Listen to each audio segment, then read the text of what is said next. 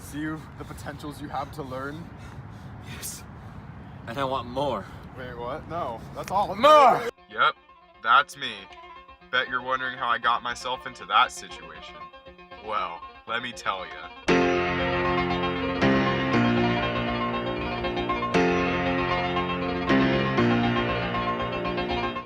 It was an ordinary day, and I was taking a lovely summer stroll, but then I tripped on a math book.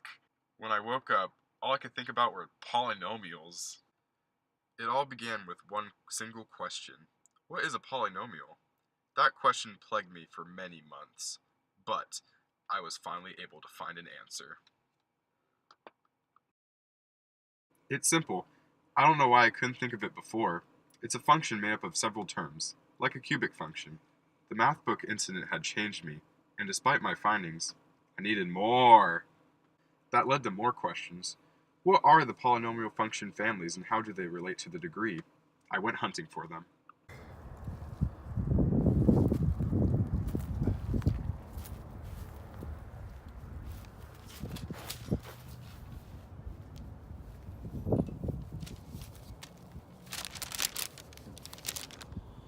Quadratic.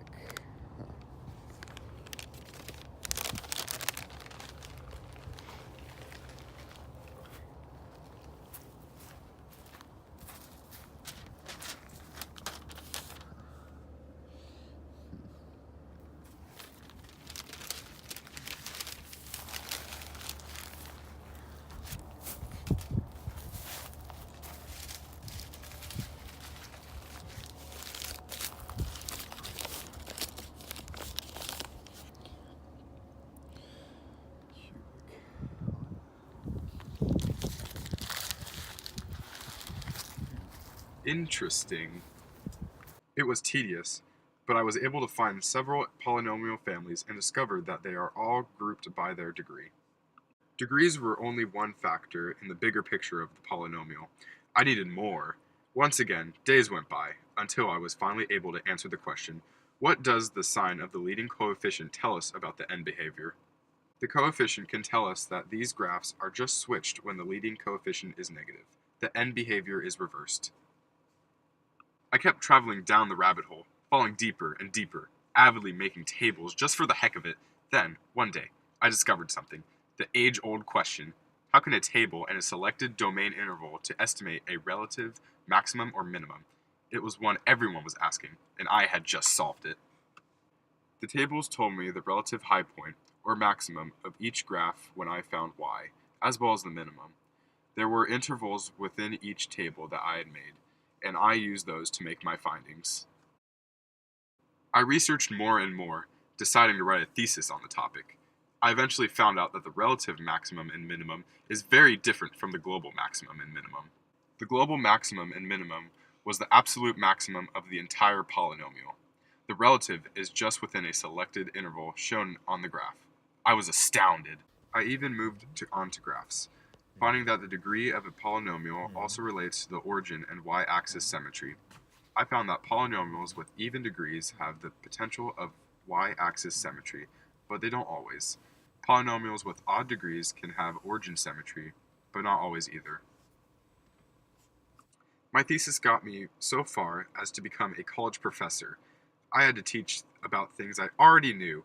For example, what can we predict from looking at the equation of a polynomial function in standard form? Simple. We can find out how many zeros we have, what degree of the polynomial is, and its end behavior. Easy. In factored form, you can estimate all of the same things that you did in standard form, except that you can find the exact zeros of the equation. I continued to tell my class that factored form was better for graphing for this reason, which it clearly was. I demonstrated this for them vigorously. One day, one of my students asked me what a factor's multiplicity was. What's a factor's multiplicity? Insolent fool. Multiplicity is one of the basic math principles that everyone knows. He disgraced himself in front of everyone in the room. I bet he didn't even know what the logarithm was either. Multiplicity is just how many times a particular zero occurs as determined by its exponent. Simple, easy. Stupid students. They can't figure anything out. They should know this already. If a factor's multiplicity were to change, it would change how the entire graph looks. The zeros would change, and so would the multiplicity. The fact that this student didn't know this was astounding to me.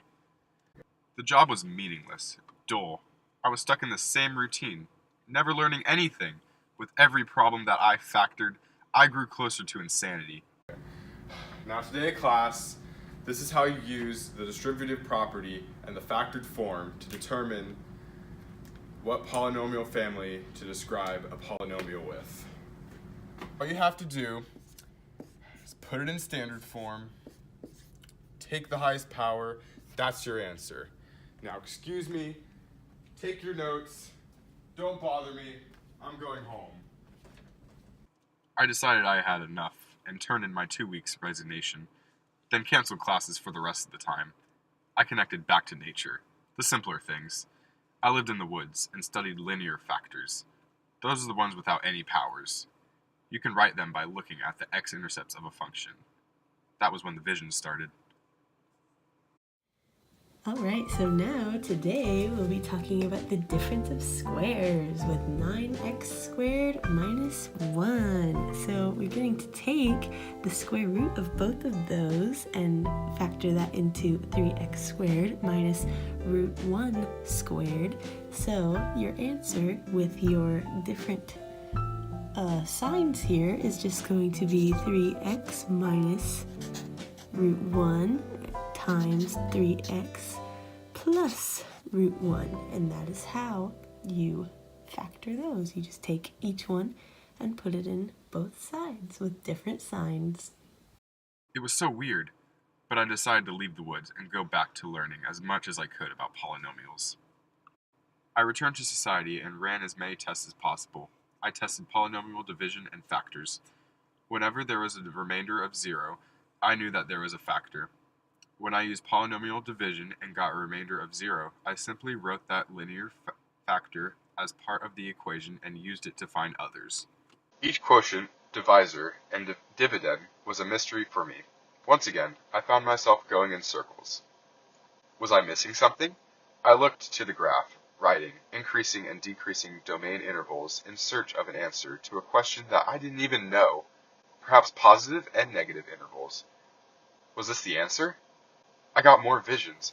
Alright, so now we will be dealing with the sum of cubes with x cubed plus 125. So we can factor that down into x to the third plus 5 to the third. And this is a lot like the difference of cubes, except that we have a minus here, and that's going to stay a minus. So you're going to do the same as the other one and take x plus 5, bring that down here and that down there, and then square your first term, and then multiply these together for 5x, and multiply those two together for 25, and that is how you factor it. I didn't know where they were coming from. Alright, so now for difference of cubes, we will be using x cubed minus 64, which factors into x to the third minus 4. That should be a 3 instead of an x, so 4 to the third. And with this one, it's just like a difference of squares, except you're going to have more signs. So this is always the opposite sign of whatever you're dealing with here, and this is always addition, but this is going to be subtracting because you're subtracting here. And so you're just going to take your term x and then your other term 4, and then you're going to put whatever this here right here and square it, and then you're going to multiply these two together to get 4x for your next spot, and then square this to get 16 for your last spot, and that is how you do the difference of cubes. But I had had enough. Gertrude, you know too much math.